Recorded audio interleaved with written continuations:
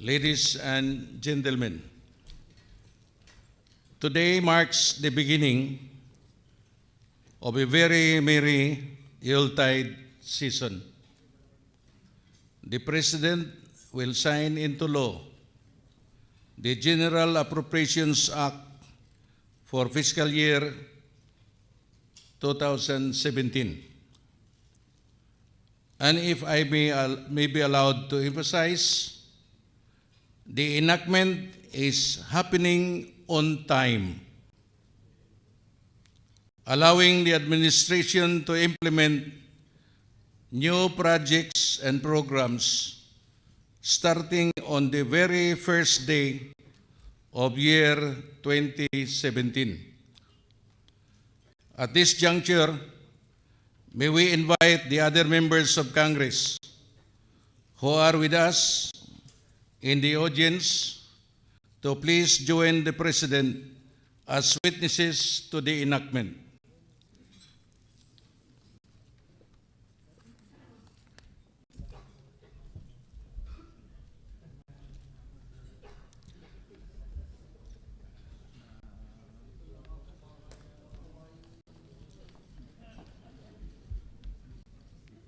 May we now request the President to proceed with the signing of the General Appropriations Act for fiscal year 2017.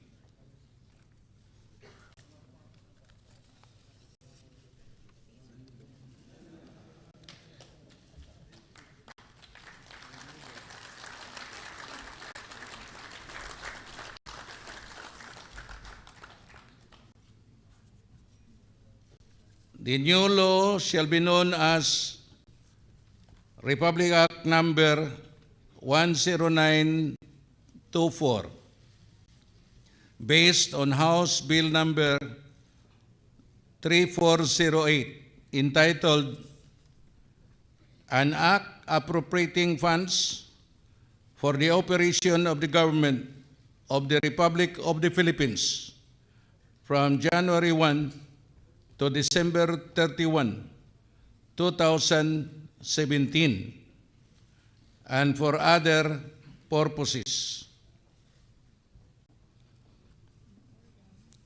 In accordance with the Constitution, the budget measure, which originated in the House of Representatives, was principally authored and sponsored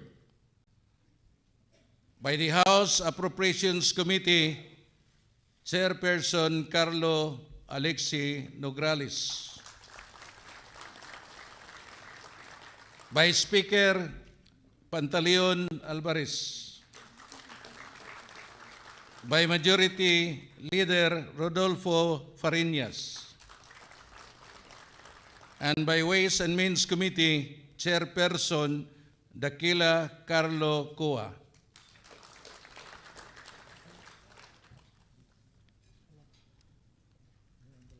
And the following committee vice chairpersons: Honorable Maricar Zamora, Honorable Paulo Javier, Honorable Doy Liachon, Honorable Eric Olivares, Honorable Federico Sandoval II, Honorable Oscar Garin Jr., Honorable Joey Sarte Salceda, Honorable Rosano Rufino Biazon, Honorable Mohammed Khalid Dimaporo, Honorable Scott Davies Lanete, Honorable Napoleon D., Honorable Carlos Coanco, Honorable Raul Del Mar, Honorable Alfredo Vargas III, Honorable Ana Cristina Go, Honorable Corazon Malanyaon, Honorable Luis Raymond Villafuerte Jr., Honorable Seth Frederick Halosos, Honorable Elper John Amante, Honorable Luisa Lauren Quaresma, Honorable Magnolia Antonio, and Honorable Mark Aaron Sambar. Also, co-sponsors and members of the Bicameral Conference Committee are Committee on Accounts Chairperson Elenita Milagros Ermita Buhain, Senior Deputy Majority Leader Juan Pablo Bondoc, Justice Committee Chair Reynaldo Umali, Minority Leader Danilo Suarez, Congressman Aurelio Gonzalez Jr., Arthur Yap, Celso Lobregat, and Congressman Tony Boy Floyrendo.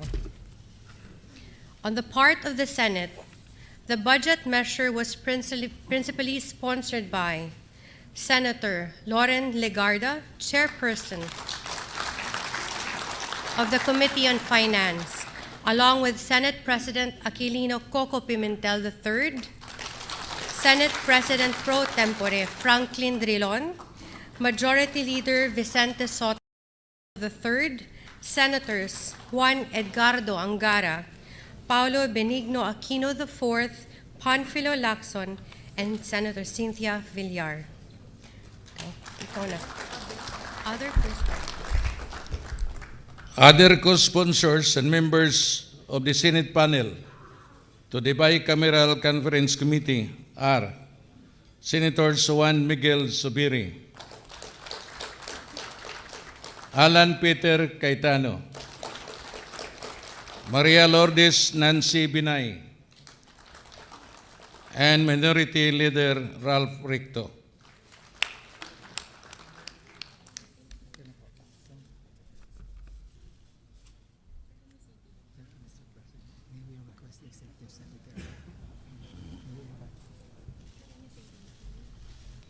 May we request the Honorable Executive Secretary to go to the podium.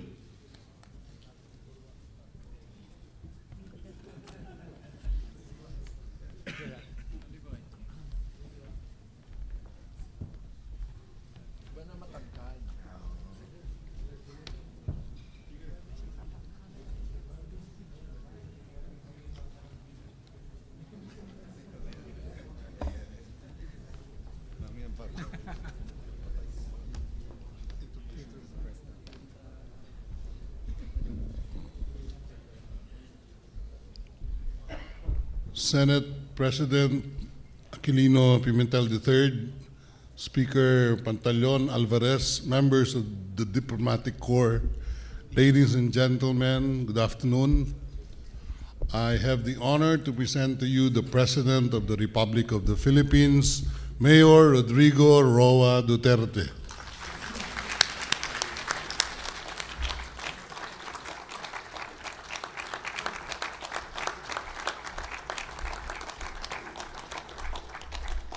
Salamat po. The Senate President Aquilino Pimentel and members of the Senate, Executive Secretary Salvador Medialdia, and the members of the Cabinet present here, Secretary Benjamin Diokno, Excellencies of the Diplomatic Corps, Senator Loren Legarda, Senator Alan Peter Cayetano, Senator Juan Miguel Zubiri, Majority Leader Rodolfo Fariñas, Committee Carlo Alexi Nograles, the Chairperson of the House Committee on Appropriations, Congressman Daquila Carlo Cua, Congressman Federico Salvador, Congressman Antonio Florendo, Union of Local Authorities of the Philippines, leaders from the business sector of the Philippines, the development partners from the international community and civil society, fellow workers in government, honored guests, my beloved countrymen.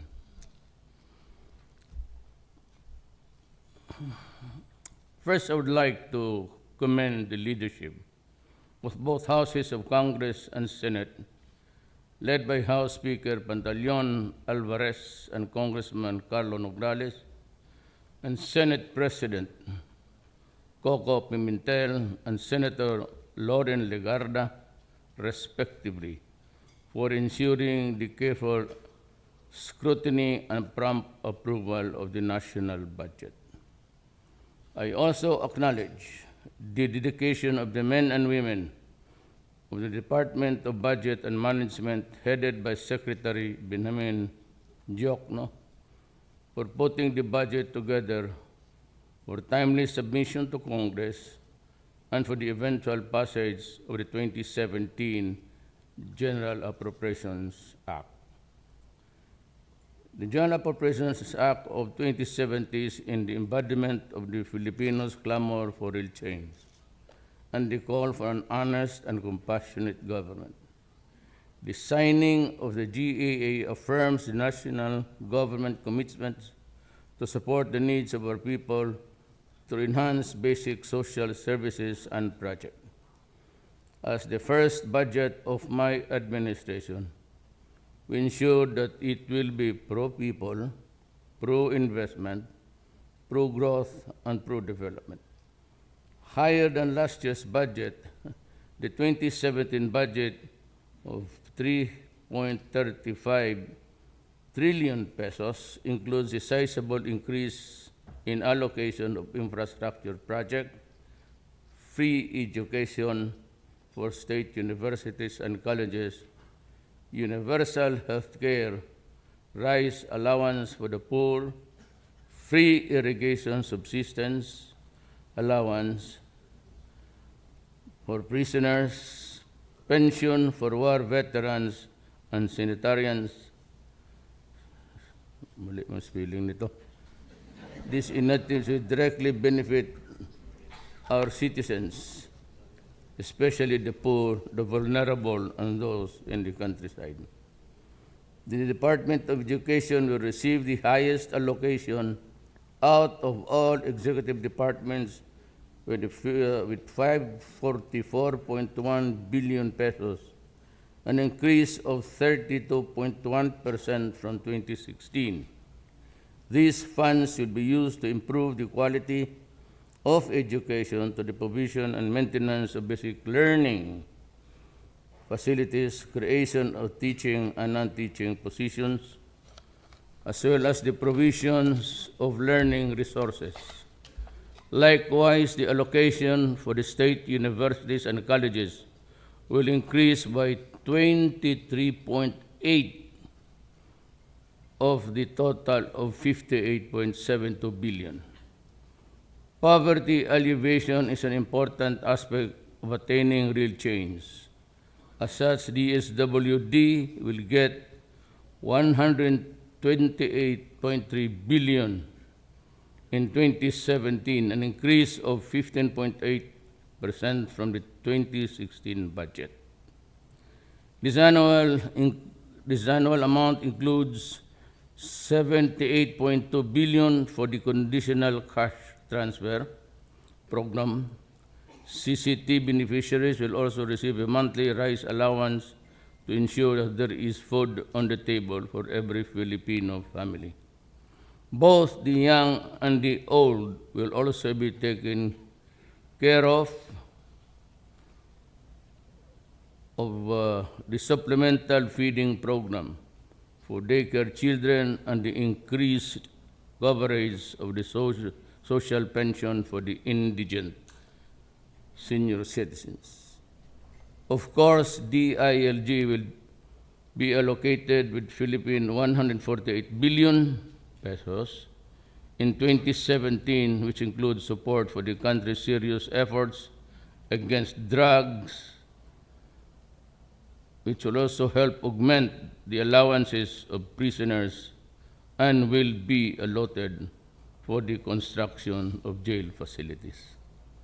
The National Intensification Household Electrification and the Household Electrification Program in off-grid areas will also be prioritized.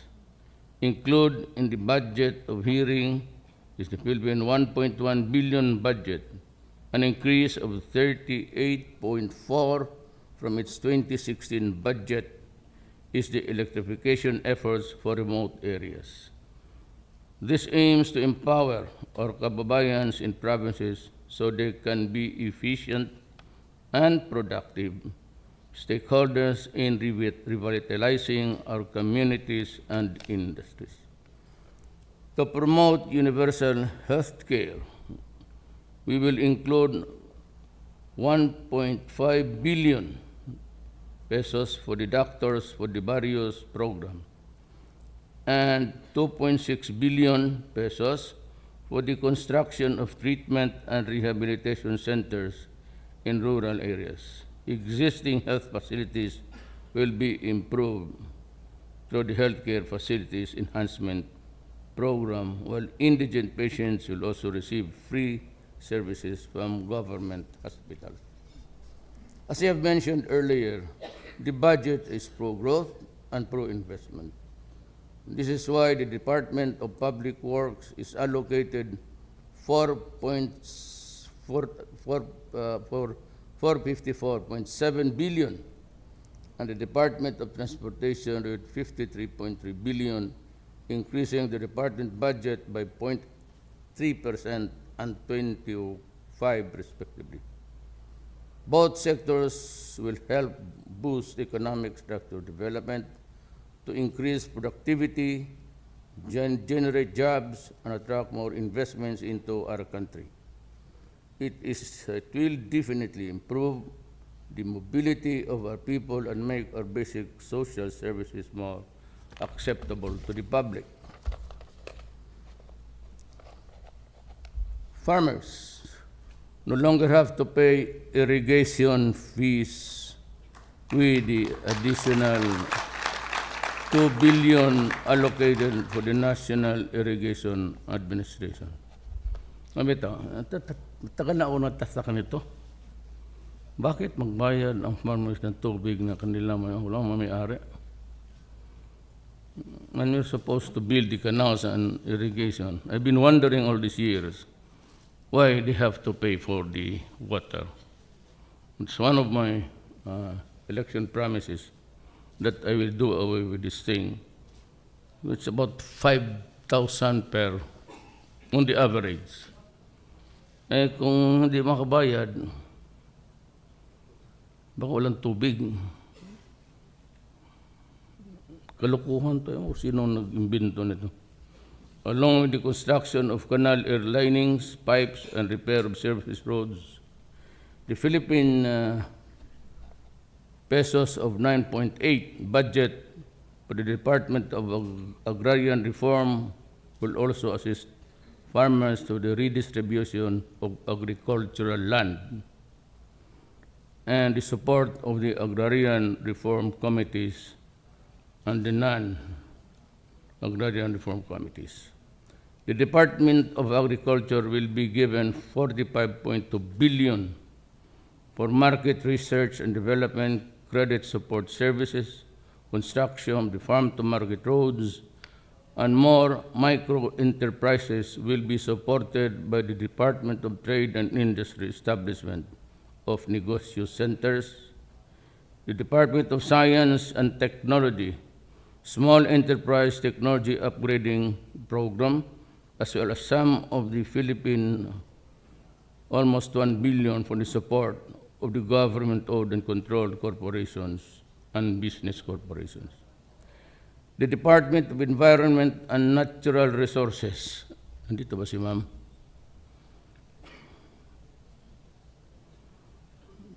Tatalon yun sa ligaya.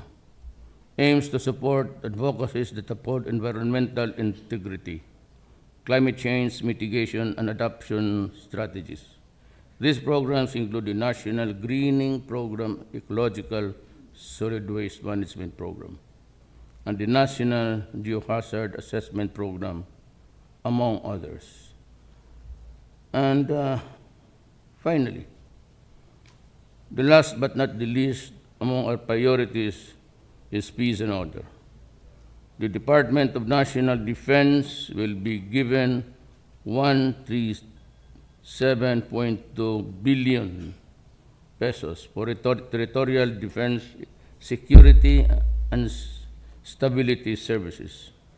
We will pursue the Armed Forces of the Philippines Modernization Program for the maintenance of major equipment, aircraft vessels, and increase in ammunition capacity, as well as the veterans' hospitalization benefits.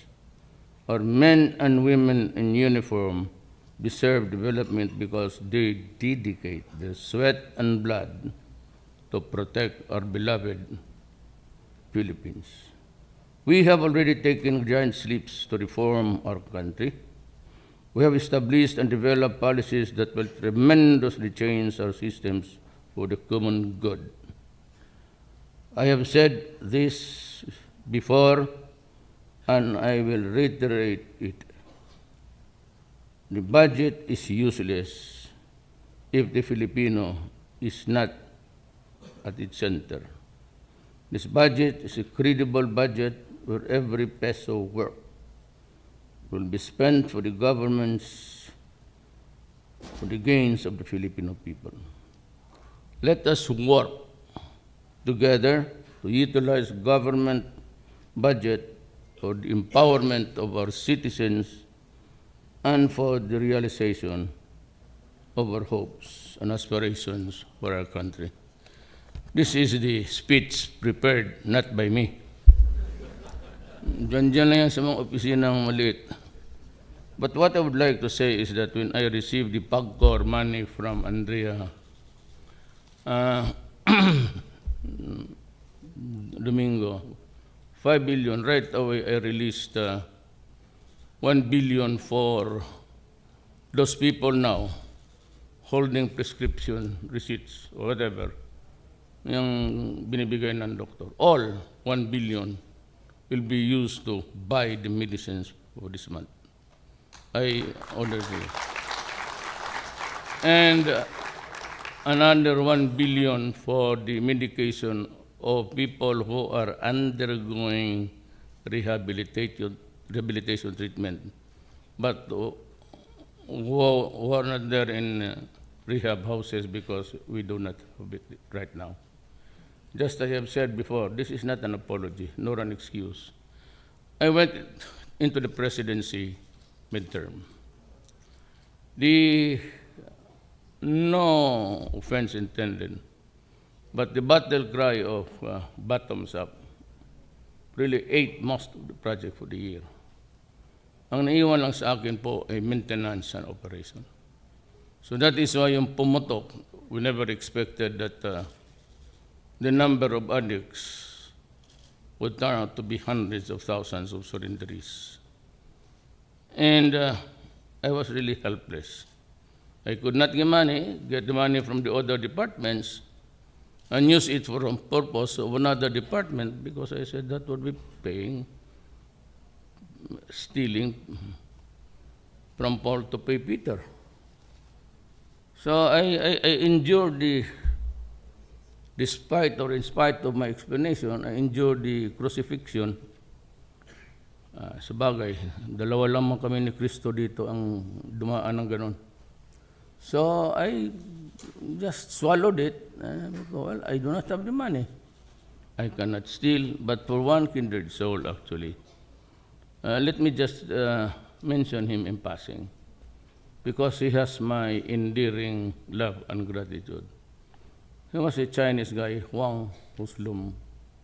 He came here one afternoon.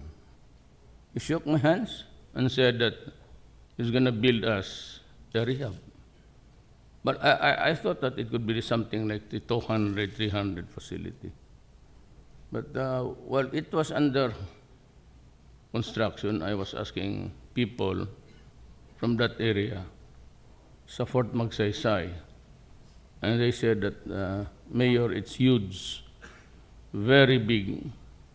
So eventually it turned out that it was good for 10,000 people. A beautiful place in a beautiful facility. So, come after another, Mega World and the rest of the guys, the Chinese Federation, and Ramon Ang also promised to put up a 2 billion facility, or another one maybe, sa Mindanao. Ang Visayas lang ang medyo wala pang, well, it is not really clear to me if somebody really with determination to build one. So, and after the construction, he passed by here, shook my hand, went out, I never heard from him again. Sabi ko, so the last minute benevolence of one human being in this world really help us. Itong budget na next year meron. But ang problema ko is I do not have the time. It was given to us late. I would have wanted also to spend another billion. I would like to, I hope it can be done. Military naman yan sila. John Delphine Lorenzana sa Department of Defense. I would like to another 1 billion to be spent for the food for all during Christmas season. And I have declared unilateral ceasefire beginning today until the 27th. There will be a ceasefire. And I am asking all enemies of the state, revolutionaries, except the criminals. They can go down to the urban areas. They should go home to their families, for I know that they have not seen their children for many years now.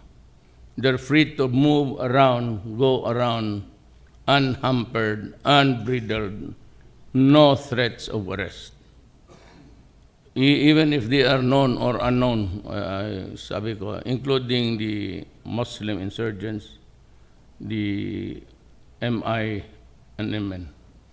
I'd like to sabi ko sa inyo, libre kayong bumaba at may order ako sa aking panaw na the police and the military and the CAFGOs and all shall refrain arresting anybody. We will observe Christmas in peace. Now, for those in the mountains, I'd like to the military again to open their camps on Christmas Day. I'm sure there's enough time. I will not give fresh, because lulutuin pa. And in the mountains, they have to cook it during overnight. And sometimes the danger of the sanitation is sometimes compromised. Yung na lang, yung mga canned goods na masasarap. Alam mo, this is not really to offend anybody. Pero yung mga lumad, yung talagang nasa hinterlands, you seldom see. Ang pinakamasarap sa kanila, maniwala ka, yung udong pati sardinas. Yan ang pinaka-lechon nila. Yung lechon hindi masyado, pero yung udong mixed with the sardines, yun ang hinahabol nila. So not much really. But if I have 1 billion and still time to distribute it, or otherwise, we put off to just before New Year sa Duterte. Pero gusto ko yung in my city sa Davao, walang problema because there's a lugaw station. There's a porridge in the corners of the city where you can eat. Yung ginagawa nila dyan sa Cubao, gano'n. So, nobody goes hungry really in Davao because there's always the food. And shredded chicken or fish, but it's food, it's carbo and protein.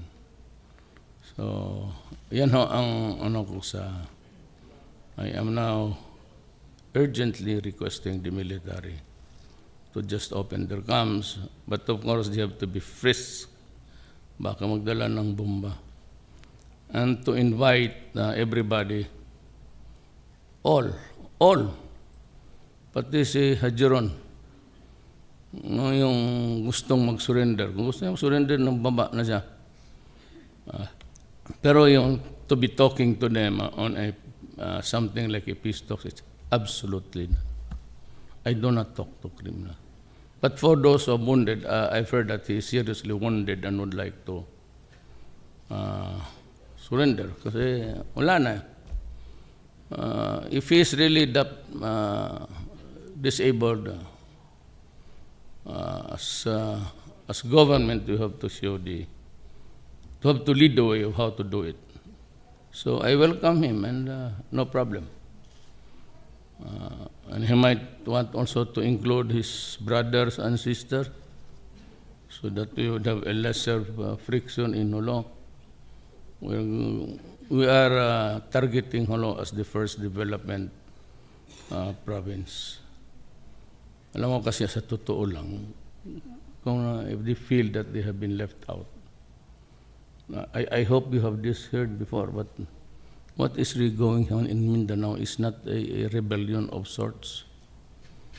It's really a demoro nationalism, because it is their country. There's no original Christian there. Pagdating ng Espanyol, 100 years before, Islam was already thriving in Mindanao.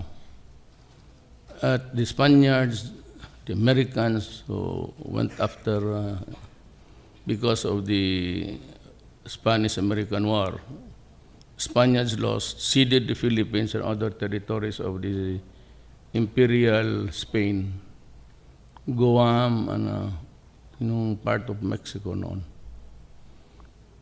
So, ito yan. It's a moral nationalism. Ang problema, it's really used to be territory. Ang problema, nahaluan ng religion ngayon. And it's the ISIS. And that is the one that we dread most in the coming days. As fast as they lose the land base in the Middle East, pag na-corner to at nagsibatan, they scatter, they would hunker for that caliphate of Malaysia, Indonesia, Brunei, and Philippines, where there are Muslims. Sana huwag sila maniwala dyan sa, because they do not have no specific purpose in waging a war against humanity.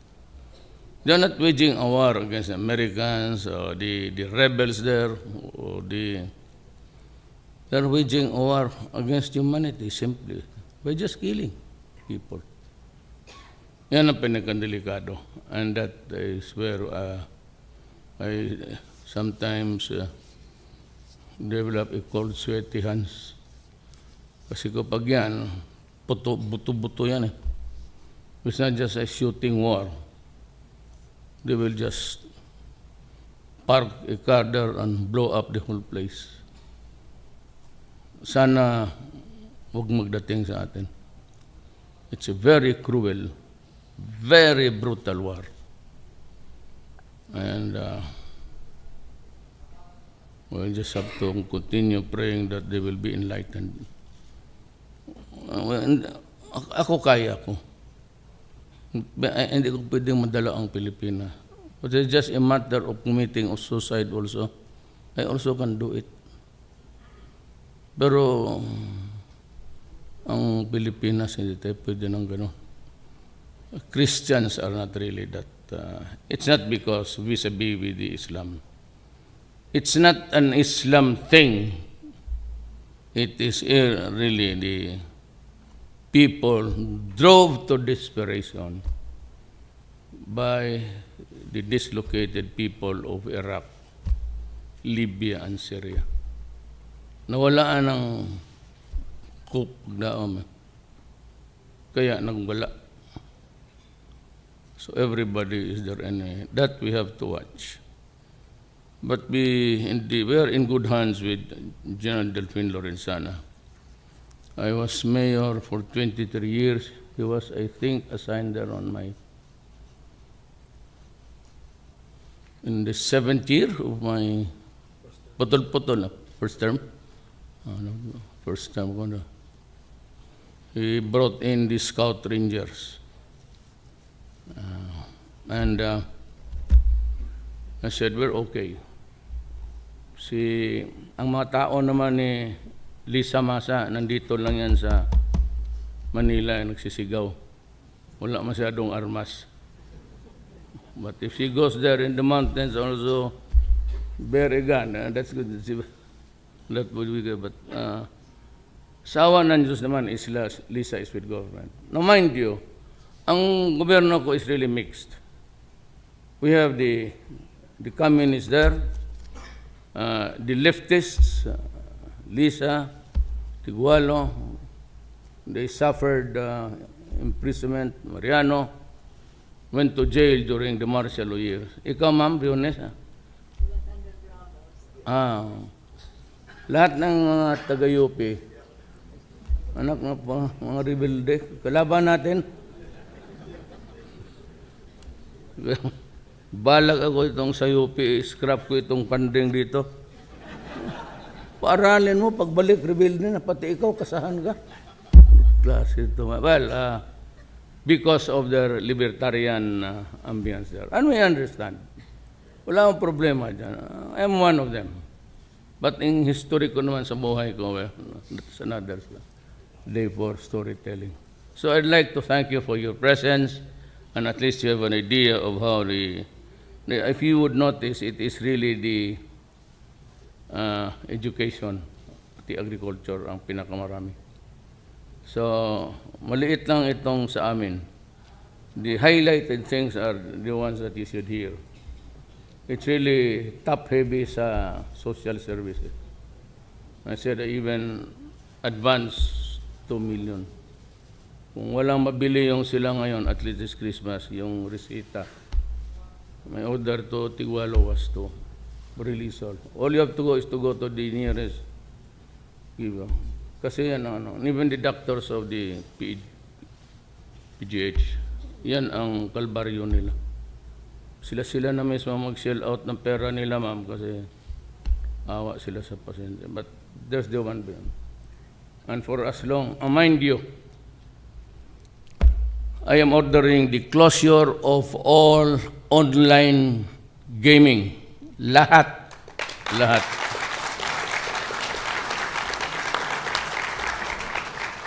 Walang silbi to. I ordered the arrest of Jack Lam. Ang lolo ko Lam, ha? Yan ang problema ko. Baka pinsan ito ng buang. My father is Chinese. Lam. From Macau yung lolo ko, hindi from ano. Alam mo, sinirahan ko because ganito ang ginagawa nila. I have the white paper written by somebody, but I'll make it public. Maybe yung online sa Pilipinas. Pero yung betting outside, wala tayong mechanism. And corruption alone, not government. Wala sa gobyerno. Yung mapunta lang dyan sa ma-appoint na PESA, yung PESA, he gets about 300 billion selling the umbrella type of license na he can do all the. Kung mabutit na lang, nalaman ko yan. So when I fired this to Deputy Commissioner of sa PESA. They were my fraternity brothers. Pati yung si Vit, brad namin, sabi ko, they have to go. But I've been looking for days and days na. Bigyan ninyo ako ng tao na mahirap talaga maghanap ng the proverbial Chinese guy holding a lamp going around town even on daylight. Why are you using that lamp? Because I'm going to look for an honest man. Hanggang wala ako maisip, sige ako tingin, kagabi pa kami nabong sino kaya. Kaya kung wala nang iba. But I ordered that all gaming, lahat should be rent within either with the Philippine Charity Sweepstakes. I placed them military men, si George, pati si sa Balutan sa Marine. Kasi naghanap ako ng marunong pumatay talaga. Nilagay ko sa bilibid. When they were about to chop the heads of 20 persons, sabi ko, umalis ka na muna dyan. Magsabay tayong dalawa sa Prisuhan yan kung ganun. But I'm really looking for a man until now. Sonny should know about, ikaw yung finance eh. But help me. He could be just an ordinary man. Basta barangay captain, because the temptation, I said, is just simply too great. The computation that yung mga pesa, they receive something like 300 billion at the end of the year. And you know what? Itong droga. Sige tayo hingi. Kunwari, aid, yan dito aid. Nakakaloko lang aid. But, you know, Shabu, per hit is 200. The going rate noon sa dito sa to. You know, after, that's about 6,000 per month. Times, wag yung aking 1 million, hindi ko pa sinali. 900 na ako ngayon. It will reach 1 million by the end of the year. So, hindi ko pa sinali. Yung 3 million ito ng PDEA, that figure was given by Santiago before. So, that's 200, that's 6,000 a month, times 3 million, that's about 18 billion. Yeah, 18 billion. 18 billion a month. In 1 year, that is 216 billion. Kaya para maintindihan ninyo ko, not only the loss of the money for food, the family, for the schooling of the children, for all expenses of a poor man. Pag tinamaan ang tatay, this becomes a dysfunctional family. Children, hindi na nga pag-aral, hindi na nakakakain ng tama. Then, maybe rape, beat the wife, because once you are addicted to shabu, paranoia takes over.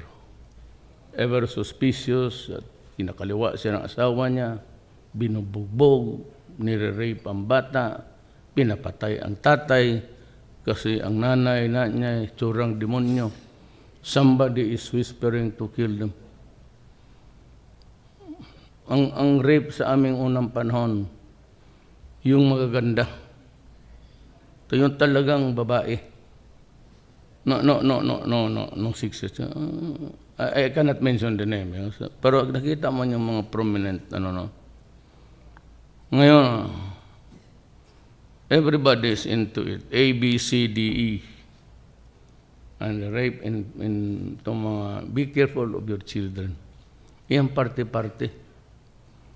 Huwag si mga 16, 17, high school, college, magsabi magparte tapos umuwi ng bantay ka dyan yung mga ecstasy, mga same diluted lang yan with some of the drugs. But it could be a combination of one, just like what happened in Pasay. 4 young innocent lives, 5, yung umiinom ng shabu mix with other. Literally, sabi ng autopsy, pumutok yung veins, pati arterial, yung sa puso, pumutok. So, it does not only behoves upon me. Kayo dapat talaga bantayan ninyo yung mga anak ninyo. Do not spoil children nowadays. Not because you do not love them, pero yung outright liberality, very liberal, mapunta ako. Saka yung magtulog-tulog siya. Uso yan eh. Sa amin, hindi yan pwede nga matulog ka sa ibang bahay. Pag hindi ka... Ngayon, uso yan na makitulog, sleep in. Do not allow to do that. Do not allow them. Kasi, malaman, madidisgrasya yan. They are very active. They are very active. Everybody is there. Hindi pa ako hubirit dyan sa itas, dito muna ako. Let me end this by saying, of course, we do not kill our own fellow men. Of course, it hurts to see a Filipino dying in front of you. Of course, it is despicable. But we are now, because if I add, I said I'd be nearing, I'll reach the million mark, the 4 million drug addicts in this country. It is not a problem of drugs. It is a crisis confronting the nation. And if nothing is done about it, this country will go to the dogs, just like the Latin American countries. You must realize that we are now in the narco-politic state. And we never realized it. Why? Well, in Davao City, as mayor, I was very strict because I knew the stakes. But I was not really aware of how widespread it was. It was only when I became mayor, president rather, ayaw kasi patawag ng president, just call me mayor. Nakukornihan ako dyan sa presidente. Totoo, really. Just address me. Bakit sila mga cabinet member told them na, do not address me. It has not sunk and it will never sink. Kasi yung bunganga ko pang local lang. My language, maybe my grammar, just for local consumption. But 4 million is 4 million spread all throughout the country. And who are they? Mayors, governors, barangay captains, policemen. And so, pag hindi mo ito naagapan, kaya tama yung decision ko, sabi ko sa inyo, to Congress, do not call for an election now. Because they will win. If they can corrupt everybody, we have now the money laundering report. But I'm warning again, Central Bank for the second time. It was not until I bowled them at them during the NBI National Bureau of Investigation anniversary. I was there and I was told by the director na hanggang ngayon there's no report of this AMLA. I'm going to charge all of you there criminally. I'll count 1 to 3, and if you don't resign, I will treat you as a drug addict. You are contributing to the corruption of this country. You have reported to the NBI and submitted it very late, yet you do not have the assessment report. Kaya ako nilagay dyan kayo nilagay dyan kasi may trabaho kayo. What about our money? We are paying you to do your job. If you cannot do your job, get out from that office because I'll transfer to the Bank of China. Mas marami yung pera doon. Wala yung pera ninyo. O Bank of America, when I get to shake the hands of Trump, I don't know how he would react to me. But you guys there are all corrupt. Bantay kayo sa akin. I will bring you down. Titangko is about to retire. Better prepare there for. I'll give you a whack. You are all corrupt and serving master. You are not supposed to engage in politics. God damn. Kayo dyan, stop corruption. If you think that the pay there of central bank, despite of its vault full of money, and you're still hungry, umalis kayo dyan. I will not allow anybody. This is my campaign promise. There will be no corruption. And there will be no corruption. Only made 3 promises: no corruption, drugs because it is pulling our country down, and criminality. Economic. Marami economists dyan sa Congress, mamili na. All, summa cum laude. Sunny Dominguez, valedictorian. Our Secretary of National Defense was a valedictorian in his high school days. I was told by Pastor Kiboloy, he was a classmate of Notre Dame, Cotabano. He was the valedictorian of his class in the PMA. Utak niyan. Kaya, sabi ko, walang corruption. Pag walang corruption, walang corruption. Sabi ko, let these 6 years of mine pass. Just give us a respite of a corrupt government for 6 years. After that, you can resume. Pero wag dito, because sabihin ko na lang sa inyo, I'm the type na ayaw mapahiya. I do not want to be humiliated. When I ask you, stop it. You stop it. Because if you humiliate me in front of my countrymen, despite of my promise, yayariin kita. I will.